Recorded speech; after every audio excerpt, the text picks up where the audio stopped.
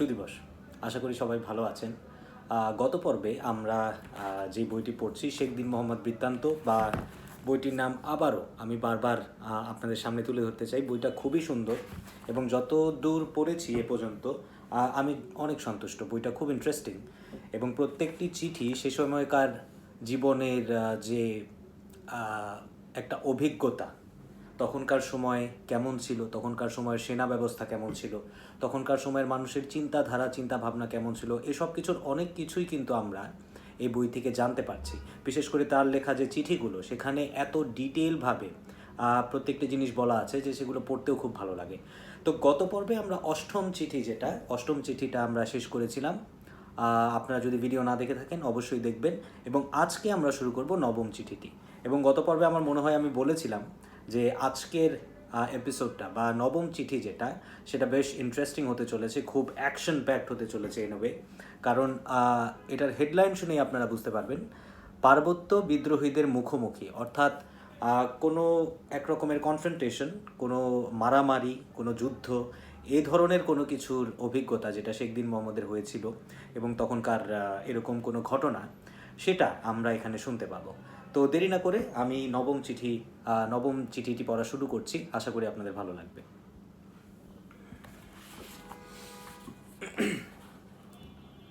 চিঠি 9, পার্বত্য বিদ্রোহীদের মুখোমুখি।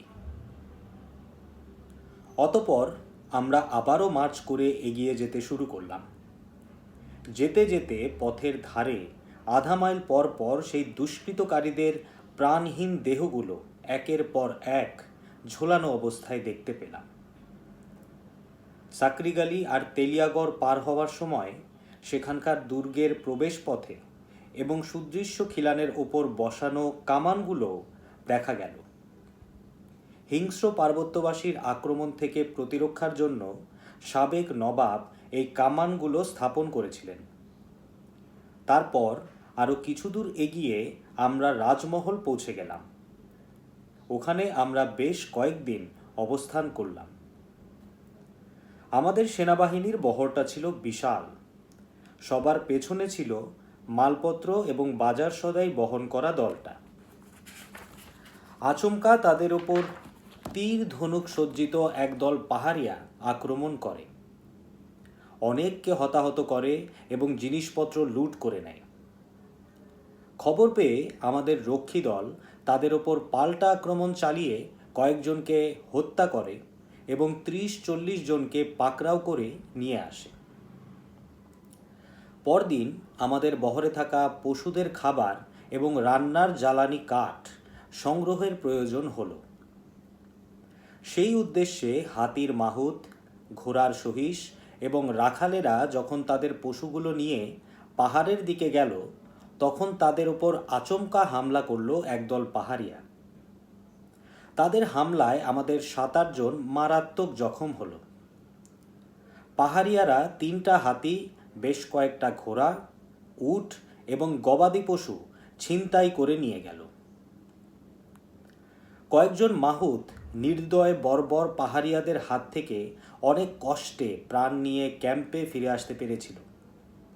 তাদের কাছ থেকে সব জেনে ক্যাম্পের কমান্ডার 2 কোম্পানি সৈন্য দিয়ে 2 জন কোয়ার্টার মাস্টারকে পাঠালেন বর্বরদের শায়েস্তা করার জন্য। ধাওয়া করতে গিয়ে তাদের এলাকায় ঢুকে কয়েকজনকে দেখা গেল খেতে চাষাবাদের কাজ করছে। আগের দিন মার খেয়ে ফিরে আসা আমাদের 2 ভুক্তভোগী কয়েকজনকে দেখে চিনতে পারল। তাদেরকে ধরার জন্য এগিয়ে যেতেই পাহাড় থেকে তাদের সঙ্গী সাথীরা দলে দলে ছুটে আসতে শুরু করল। আমাদের সৈন্যরা শৃঙ্খলাবদ্ধ হয়ে তাদের ওপর গুলোবর্ষণ শুরু করল। তাদের কেউ মাটিতে লুটিয়ে পড়ল, কেউ জখম হলো। তাদের বড় একটা অংশ তীর, ধনুক, তলোয়ার হাতে প্রতিরোধ গড়ে তোলার চেষ্টা করেছিল, কিন্তু আমাদের সুশৃঙ্খল প্রশিক্ষিত বাহিনীর বিরুদ্ধে লড়াই করে টিকতে না পেরে পাহাড়ের দিকে পালিয়ে গেল। পাহাড়ে গিয়ে ওরা আগুন জ্বালিয়ে প্রবল ধূম্রকুণ্ডলী তৈরি করল, যাতে আমাদের দৃষ্টি বেশি দূর না যায়। তবু আমাদের সাহসী যোদ্ধারা বিদ্যুৎ গতিতে তাদের ধাওয়া করল এবং 200 জনকে আটক করতে সক্ষম হলো। তাদের বন্দি করে হেডকোয়ার্টারে নিয়ে আসা হলো। তারপর কর্নেল গ্র্যান্টের আদেশে তাদের কঠোর সাজা দেওয়া হলো। কারো নাক কান কেটে দেওয়া হলো, কাউকে ফাঁসি কাস্টে ঝোলানো হলো। তাদের ফেলে যাওয়া তীর ধনুক এবং 15 পাউন্ড ওজনের তরবারিগুলো নিয়ে আসা হলো লড়াইয়ে বিজয়ের প্রতীক হিসেবে। আমাদের 2 মাহুতকে মারাত্মক আহত অবস্থায় পাওয়া গেল, যাদেরকে এই অভিযানের আগে হত্যা করার চেষ্টা করা হয়েছিল। তাদের ক্ষতস্থান থেকে তখনও রক্ত ঝরছিল। হামাগুড়ি দিয়ে বহু কষ্টে তারা ক্যাম্পে এসে পৌঁছালো। তাদের সাথে যেসব হাতি, উট, ঘোড়া ছিল, শত্রুরা পালিয়ে যাওয়ার সময় সেই সব পশুকে ধারালো অস্ত্র দিয়ে কুপিয়ে অচল করে পালিয়ে গেছে। আহত পশুগুলোকে বহু কষ্টে ক্যাম্পে নিয়ে আসা হয় এবং চিকিৎসা করে সারিয়ে তোলার চেষ্টা করা হয়, কিন্তু আঘাত এত মারাত্মক ছিল যে বেশিরভাগ পশুই মারা গিয়েছিল। আমরা আবারও কলকাতার পথে যাত্রা শুরু করলাম। পথের মধ্যে গোদাগাড়ি নামে একটা জায়গায় যাত্রা বিরতি করলাম। ওই জায়গার নাম এসেছে গঙ্গা নদীর তীরে নির্মিত বিশাল কালো রঙের একটা দুর্গ থেকে। সেই দুর্গ থেকে 3 মাইল দূরের একটা জায়গায় ক্যাম্প করে আমরা 2 মাস অবস্থান করলাম। ওখানে আমাদের খুব ভালো সময় কেটেছিল। আমাদের তাঁবুগুলো ছিল আম আর তেঁতুল গাছের ছায়ায়। গাছগুলো সূর্যের প্রচুর উত্তাপ থেকে আড়াল করে আমাদের একটা শীতল ছায়া দিত। চারপাশের ঝকঝকে প্রাকৃতিক সৌন্দর্য মন ভরে যাওয়ার মতো। আমাদের পেছন দিকে 2 তীরের বিচিত্র প্রকৃতির সৌন্দর্যের মাঝে গঙ্গা নদী বয়ে যাচ্ছিল রাজকীয় চালে। কিছুকাল বিরতির পর আমরা যখন দুমদুমা পৌঁছে গেলাম, সেখানে আমাদের উপস্থিতি একটা দর্শনীয় ব্যাপার হয়ে দাঁড়ালো। এখানে একটা জিনিস বলতে হচ্ছে যে লেখক মেনশন করেছেন যে জায়গাটা কলকাতার কাছাকাছি দমদম কিনা নিশ্চিত নয়। দুমদুমা যে জায়গাটার মেনশন করলাম আমি মাত্র, সেটা দমদম কিনা সে ব্যাপারে লেখক আসলে নিশ্চিত নন। তো আমি কন্টিনিউ করছি। বাংলা থেকে খোদ গভর্নর কার্টিয়ার আমাদের দেখতে এলেন। তার সঙ্গে ছিল একদল সুসজ্জিত পার্শ্বচর এবং অসংখ্য পাইক পেয়াদা। দুমদুমা এলাকায় তার প্রবেশ ঘটল জাঁক জমকের সাথে। তাকে সঙ্গ দিচ্ছিলেন আমাদের কর্নেল এবং কয়েকজন উঁচু পদের অফিসার। পথের ধারেই তার সাথে দেখা হলো আমাদের। পুরো বাহিনী সারিবদ্ধ হয়ে দাঁড়িয়ে তাকে সেলুট দিয়ে অভিবাদন জানালো। পরের দিন কুচকাওয়াজের প্রস্তুতির জন্য আমাদের সারা রাত কেটে গেল। সেনাবাহিনীর প্রতিটি সদস্যকে সেই প্যারেডে যুক্ত করা হয়েছিল। ভোর 4টার সময় আমরা সবাই সৈন্যবাহিনীর শৃঙ্খলা মোতাবেক খোলা ময়দানে পৌঁছে গেলাম। আমাদের সাথে 20টি কামান নিয়ে 2 কোম্পানি আর্টিলারিও ছিল। কয়েক একর এলাকা জুড়ে অনুষ্ঠিত সেই কুচকাওয়াজে পুরো দলের মধ্যে এমন একজনও ছিল না যে তার দক্ষতার সর্বোচ্চ প্রয়োগ করেনি। প্রত্যেকে যার যার দক্ষতা অনুযায়ী অফিসারের সুপারিশ ক্রমে পুরস্কার পেয়েছে। তাদের জন্য বাড়তি ভাতা এবং পানভোজনের ব্যবস্থা করা হয়েছিল। দেশীয় লোকেরা কয়েক মাইল দূরের গ্রামগুলো থেকে দলে দলে সেই প্যারেড দেখার জন্য ছুটে এসেছিল। তারা বিস্মিত হয়ে দেখছিল সৈন্যদল গান গাইছে। Of martial men in glittering arms displayed, and all the shining pomp of war arrayed, determined soldiers and a gallant host, as her Britannia in her pride could boast. Parade আয়োজনের ব্যাপারে জেনারেল সাহেব গভর্নরের কাছ থেকে অনেক বড় প্রশংসা কুড়িয়েছিলেন। Governor মুগ্ধ হয়ে জানিয়েছিলেন যে গোটা এশিয়াতে এমন সাহসী যোদ্ধা আর কোথাও নেই। কুচকাওয়াজ শেষ হতে হতে বেলা 12টা বেজে গিয়েছিল। তখন সব ভদ্রলোককে জেনারেলের সাথে ব্রেকফাস্ট করার জন্য নিমন্ত্রণ জানানো হলো। সাধারণ সৈনিকরা তাদের অফিসারদের কাছ থেকে প্রশংসা পেয়ে খুব উচ্ছ্বসিত। তারা আনন্দের সাথে নিজ নিজ তাঁবুতে ফিরে পান ভোজনের দ্বিতীয় প্যারেড শুরু করলো, গ্যালাস ভর্তি পানীয় নিয়ে। বিভিন্ন রকম ফলের রস থেকে তৈরি করা সেই পানীয়ের নামও সেই ফলের নামে। গভর্নর মিলিটারি অফিসারদের জাঁকজমকপূর্ণ আতিথেয়তার ছায়ায় বেশ কয়েকদিন এখানে কাটালেন। তাদের সেই জাঁকজমকপূর্ণ আনন্দ উৎসবগুলো যেখানে অনুষ্ঠিত হয়, সেই প্রাসাদ ছিল বাংলার এক ক্ষমতাবান নবাবের। প্রাচীন যুগের কায়দায় বিশাল আকৃতির দালানটি তৈরি করা হয়েছিল, কিন্তু বর্তমানে সেটার সামনের অংশ এমনভাবে পুনর্নির্মাণ করা হয়েছে যে দেখলে মনে হবে ওটা আধুনিক ইউরোপিয়ান কোনো প্রাসাদ। তো এই ছিল নবম চিঠিটা। তো এই চিঠিটা বোঝা যাচ্ছে, যদি দুই ভাগে আমরা ভাগ করি তাহলে আমরা বুঝতে পারবো যে প্রথম যে অংশটা, সেখানে তাদের যেই কনফ্রন্টেশন, তাদের যেই মারামারিটা হয়েছিল, যেই যুদ্ধটা, একটা ছোটোখাটো যুদ্ধ বলা চলে, হয়েছিল, সেটার ব্যাপারে আমরা দেখতে পাচ্ছি। যেরকম তারা যখন যাচ্ছিল তাদের সেই পাহাড়ি এলাকার মধ্যে দিয়ে, তখন সেই দুষ্কৃতকারীদের প্রাণহীন দেহগুলো একের পর এক ঝোলানো অবস্থায় দেখা গেল।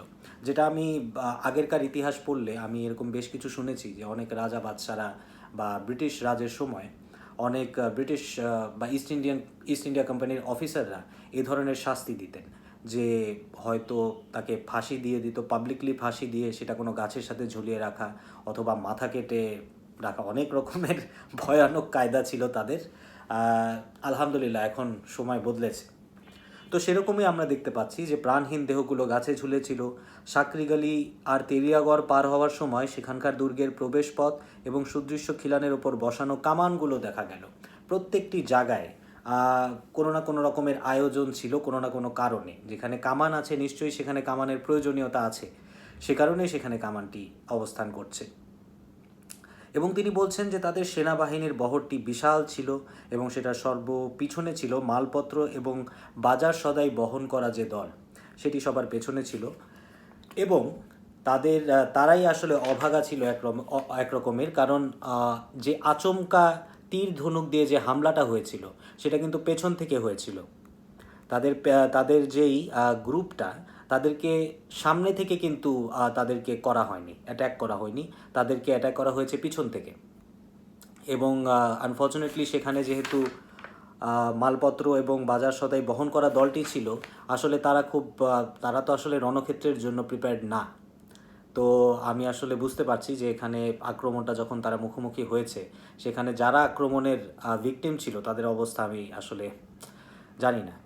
অনেককে হতাহত করে এবং জিনিসপত্র লুট করে নেয়। এবং সেই খবর পাওয়ার পর শেখ দিন মোহাম্মদের যে রক্ষী দল তাদের ওপর পাল্টা আক্রমণ চালায় এবং কয়েকজনকে হত্যা করে এবং 30-40 জনকে পাকড়াও করে নিয়ে যায়। অর্থাৎ সেই পাহাড়ি বিদ্রোহী যেই ছিল, তাদের 30-40 জনকে ধরে নিয়ে যায়। এবং পরদিনের একটি ঘটনার কথা তিনি বললেন, যে পশুদের খাবার এবং রান্নার জ্বালানি কাঠ, আমরা 1700 শতকের কথা বলছি, তখনকার সময় কোনো রকমের ইলেকট্রিক স্টোভ বা চুলো এসব ছিল না। তখন খড়ের কাঠের যে চুলোগুলো, ম্যানুয়াল তৈরি মাটির চুলো সম্ভবত, সেগুলোই ইউজ হতো। তো রান্নার জ্বালানি কাঠ সংগ্রহের প্রয়োজন হলো। সেই উদ্দেশ্যে হাতির মাহুত, ঘোড়ার সহিস এবং রাখালেরা পশুগুলো নিয়ে পাহাড়ের দিকে গেল সেগুলো সংগ্রহ করতে, এবং আবারও তাদের ওপর আচমকা হামলা করা হলো। সেই পাহাড়িয়ারাই করেছে। এবং সেই হামলায় শেখ দিন মোহাম্মদের যে দলটি, সেখানকার 7 জন মারাত্মক জখম হলো। এবং পাহাড়িয়ারা 3টি হাতি, বেশ কয়েকটি ঘোড়া, উট এবং গবাদি পশু ছিনতাই করে নিয়ে যায়। তখনকার সময় এই পশুগুলোও কিন্তু রিসোর্স, খুব বড় রকমের বলতে পারেন, ওয়েপেনও বলতে পারেন। তখনকার সময় কিন্তু এখন যেরকম ট্যাঙ্ক ব্যবহার করা হয়, তখনকার সময় হাতি কিন্তু এক রকমের ট্যাঙ্ক হিসেবে ব্যবহার হতো। তো তখনকার সময় পশুদেরও একটা রণক্ষেত্রে একটা ইউজ ছিল। তো তারা সেই পশুগুলো ছিনতাই করে নিয়ে গেল এবং তাদের হাত থেকে যেই 7-8 জনকে দিন মোহাম্মদের দলের যে 7-8 জনকে তারা ধরে নিয়ে গেছিল, তাদের কয়েকজন খুব কষ্টে সেখান থেকে পালিয়ে আসতে সক্ষম হয়েছিল এবং তারা কোয়ার্টার মাস্টারকে পুরো ঘটনাটি বলে দেন এবং কোয়ার্টার মাস্টার সাথে সাথে সেটার ব্যবস্থা করেন। কোয়ার্টার মাস্টার নাম সরি ক্যাম্পের কমান্ডার, তিনি সৈন্য দিয়ে 2 কোম্পানি সৈন্য দিয়ে 2 জন কোয়ার্টার মাস্টারকে পাঠালেন বর্বরকে শায়েস্তা করার জন্য। সেই বর্বর পাহাড়িয়ারা যারা তাদের উপর আক্রমণ করেছিল তাদের শায়েস্তা করার জন্য তাদেরকে পাঠালেন এবং তাদেরকে ধাওয়া করতে গিয়ে তাদের এলাকায় ঢুকে কয়েকজনকে দেখতে পেলেন যে তারা খেতে কাজ করছে। তো পরবর্তীতে আগের দিন যেই কয়েকজন পাহাড়িয়া বিদ্রোহী যারা তাদের হাতে যারা তাদের সাথে মুখোমুখি যারা হয়েছিল বা যাদেরকে তারা ধরে নিয়ে গেছিল, তারা কিন্তু বেশ কয়েকজন পাহাড়িয়াকে চিনতে পারে। যেই পাহাড়িয়ারা দুর্বৃত্তরা সেখানে ছিল তাদের কয়েকজনকে চিনতে পারে এবং চেনার পর তাদের ধরার জন্য এগিয়ে যায় এবং এগিয়ে যাওয়ার সাথে সাথে সেই পাহাড়িয়াদের যে সঙ্গী সাথীরা তারা এগিয়ে আসা শুরু করে এবং দলে দলে ছুটে আসতে শুরু করে। কিন্তু শেখ দিন মোহাম্মদের যেই দলটি তারা খুব শৃঙ্খলাবদ্ধ ছিল। Mind you, they are East India company army. So it's not matter of joke, এটা কোনো মস্করার বিষয় নয়। হয়তো আমরা তাদেরকে ঘৃণা করতে পারি, কিন্তু তারা ভীষণ অর্গানাইজ ছিল যতটুকু বোঝা যাচ্ছে এখান থেকে। তো সেই শৃঙ্খলাবদ্ধ সেনাবাহিনীর সাথে সেই পাহাড়িয়ারা কিন্তু পেরে উঠতে পারেনি। তাদের কেউ মাটিতে লুটিয়ে পড়লো, কেউ জখম হলো। তাদের বড় একটা অংশ তীর ধনুক তলোয়ার হাতে প্রতিরোধ গড়ে তোলার চেষ্টা করেছিল, কিন্তু সুশৃঙ্খল প্রশিক্ষিত বাহিনীর সামনে তারা মোটেও টিকতে পারেনি এবং পাহাড়ে গিয়ে তারা আগুন জ্বালিয়ে অনেক ধূম্রকুণ্ডলী তৈরি করেছিল যাতে শেখ দিন মোহাম্মদের দলের দৃষ্টি বেশি দূর না যায়। কিন্তু তারপরও তাদের সাহসী যোদ্ধারা বিদ্যুতের গতিতে গিয়ে কিন্তু তাদের 200 জনকে, কম কথা না, 200 জনকে তারা অ্যাটাক করেছিল এবং তাদেরকে মানে অ্যারেস্ট করে নিয়ে গিয়েছিল। তো তারপর কর্নেল গ্র্যান্ট যিনি, তার আদেশে সেই পাহাড়িয়াদের শাস্তি দেওয়া হলো, কারো নাক কান কেটে ছেড়ে দেওয়া হলো, কাউকে ফাঁসি দেওয়া হলো এবং তাদের ফেলে যাওয়া যেসব তীর ধনুক এবং 15 পাউন্ড ওজনের একটি তলোয়ার নিয়ে আসা হয়েছিল লড়াইয়ে বিজয়ের প্রতীক হিসেবে। তো আরও এখানে বলা হচ্ছে যে তাদের 2 মাহুতকে খুব আহত অবস্থায় সেখানে পাওয়া গিয়েছিল, তাদের ক্ষতস্থান থেকে রক্ত বেরোচ্ছিল।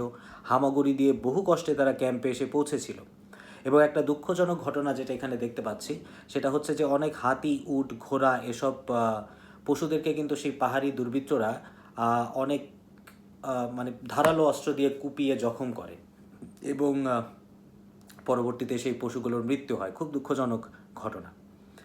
এবং তারপর এসব যখন শেষ হলো, তারা কলকাতার উদ্দেশ্যে তার পরদিন যাত্রা শুরু করলো এবং পরের দিন গোদাগাড়ি নামে একটি জায়গায় যাত্রা বিরতি তারা করেছিলেন। সেই জায়গার নাম এসছে গঙ্গা নদীর তীরে নির্মিত বিশাল কালো রঙের একটা দুর্গ থেকে। সেটা আপনারা ন্যারেশনের আগে জায়গাটা থেকে বুঝতে পারবেন পরে। এবং দুমদুমা নামের একটি জায়গায় তারা পৌঁছেছিল এবং তিনি নিশ্চিত নন যিনি লেখক হচ্ছে শেখ দিন মোহাম্মদ, অনুবাদক হচ্ছে ভদ্রলোকের নাম হারুন রশিদ। তো তিনি বলছেন যে এটা দমদম কিনা, পশ্চিমবঙ্গের বা কলকাতার দমদম এলাকাটার আদি নাম কিনা সে ব্যাপারে তিনি নিশ্চিত নন। তো আমরা দেখতে পাচ্ছি যে পরের দিন কুচকাওয়াজের প্রস্তুতির জন্য সারা রাত কেটে গেল। একটি কুচকাওয়াজের প্রস্তুতি তারা নিচ্ছেন এবং প্রতিটি সদস্যকে প্যারেডে যোগ দেওয়ার কথা ছিল, তারা যোগ দিয়েছিলেনও। ভোর 4টার সময় তারা সবাই সেনাবাহিনীর শৃঙ্খলা মোতাবেক খোলা ময়দানে পৌঁছে গেল। তাদের 20টা কামান নিয়ে 2 কোম্পানি আর্টিলারিও ছিল। কয়েক একর এলাকা জুড়ে অনুষ্ঠিত সেই কুচকাওয়াজে সবাই তাদের দক্ষতার সর্বোচ্চ প্রয়োগ করেছিল এবং অনেক মানুষ, দেশীয় লোকেরা কয়েক মাইল দূরের গ্রামগুলো থেকে দলে দলে সেই প্যারেড দেখার জন্য ছুটে এসেছিল। তো সেটা তখনকার সময়ের জন্য একটি বিশাল বড় ব্যাপার। আমি বুঝতে পারছি, আমি কল্পনা করতে পারছি যে সেই প্যারেডটা কীরকম হয়েছিল। এবং সেই প্যারেড দেখে গভর্নর খুব মুগ্ধ হয়ে বলেছিলেন যে গোটা এশিয়াতে এমন সাহসী যোদ্ধা আর কোথাও নেই।